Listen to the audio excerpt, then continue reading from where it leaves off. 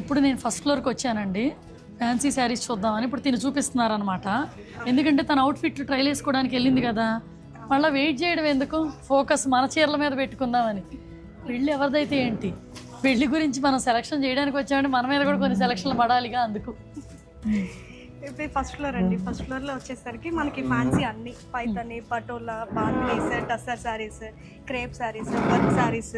So ఇది వచ్చేసరికి మనకి బెనారస్ కథాన్ శారీస్ అండి. ఇవి చక్కగా బార్డర్లో అంతా పైతని డిజైన్ వచ్చింది. దీంట్లో colour option grey with pink. ఇందా చూసినేమో పెళ్లి కూతుర్లు కట్టుకునేవండి, ఇవేమో పెళ్లికి వెళ్ళే వాళ్ళు కట్టుకుని. చివరిలో అడుగుదాం, అసలు నన్ను పెళ్ళికి పిలుస్తుందో లేదో కనుక్కుందాం.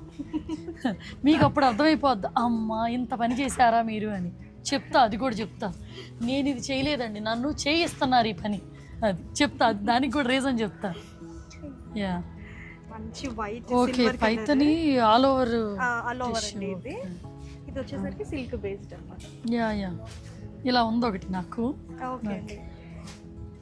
ఇది మొత్తం అన్ని ప్యూర్ పైతని.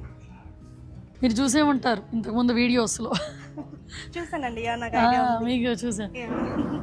మన వీడియోస్ తిని కూడా చూస్తారంట.